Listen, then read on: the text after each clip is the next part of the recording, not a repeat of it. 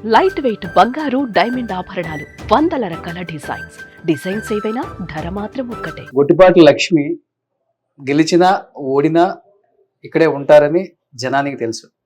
Okay, ఇంకొకటి, ఇప్పుడు ఓడిపోయిన తర్వాత కూడా కమిషన్లు బాగా తింటున్నారు, అన్ని చోట్ల నుంచి కమిషన్ లేనిదే పని ఇవ్వరు అనేది ప్రచారం ఎక్కువ జరుగుతుంది. ఎస్, జరగనియండి. అండ్ ఇప్పుడు పార్టీలకు అతీతంగా మాట్లాడుతున్నాను మీ గురించి.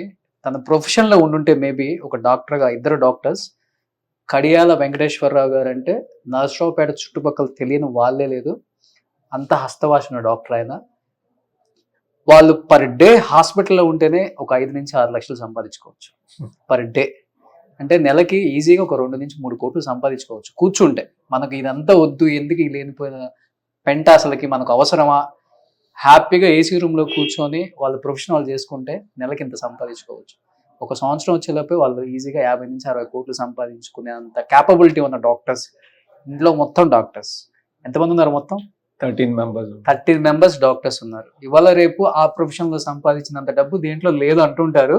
సో అవన్నీ వదిలేసి ఓడిపోయినా కానీ ఈ నియోజకవర్గంలో ఈ డబ్బు కోసమే వీళ్ళు నిలబడ్డారు అనే మాట బయట వినిపిస్తుంది తెలుసా. అది నాకు కొంచెం పెయిన్ఫుల్ అనిపించి కూడా లాస్ట్ ఇంటర్వ్యూలో చెప్దాం అనిపించింది నాకు. ఎందుకంటే రాజకీయాలలో ఎలా ఉంటుంది అంటే, ఉంటేనేమో పోతే సర్వం పోతుంది, వచ్చేది రాని దేవుడు ఎరుగు. ఇంకా అవన్నీ చెప్పకపోతే అపోజిషన్ వాళ్ళకి మాట్లాడలేవు కదండి. అవన్నీ చెప్తానే ఉంటారు. మేము we know what we are. People తెలుసు మేము ఎవరెవరికి ఏమేం పనులు ఇచ్చాము ఎలా అనేది పీపుల్ కి తెలుసు.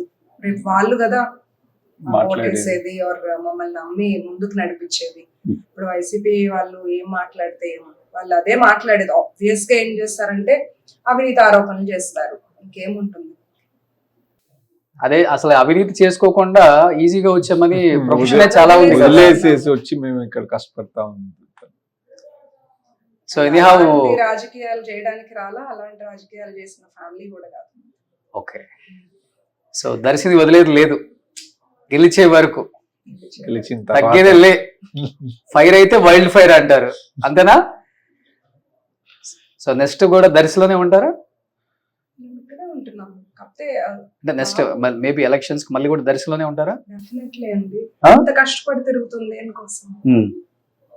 ప్రజల్ని ఇంకొంచెం మోర్ నేను పీపుల్ కి వాళ్ళు నన్ను తెలుసుకోవాలి ఏంటి అని, నేను వాళ్ళకి అన్ని వాళ్ళ కష్టాలు ఇంకా తెలుసుకొని వాళ్ళు అన్ని చేసి పెడితే ఒక నమ్మకం వస్తుంది.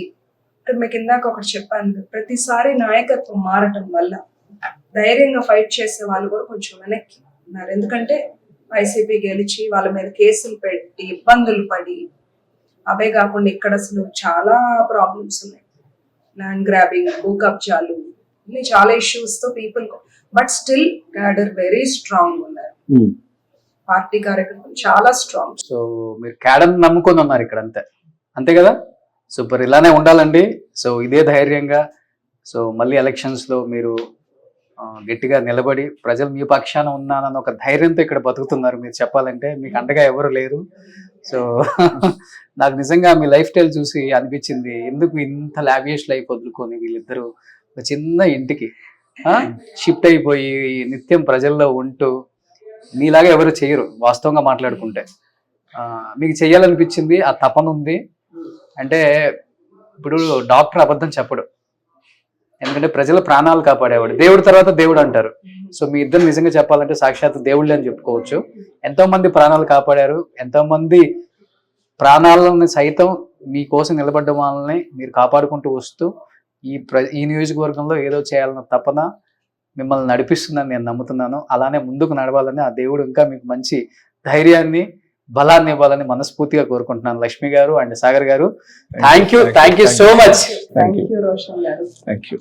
సుమన్ టీవీలో మీ పర్సనల్ అండ్ బిజినెస్ ప్రమోషన్స్ కోసం కింది నెంబర్కి కాంటాక్ట్ చేయండి.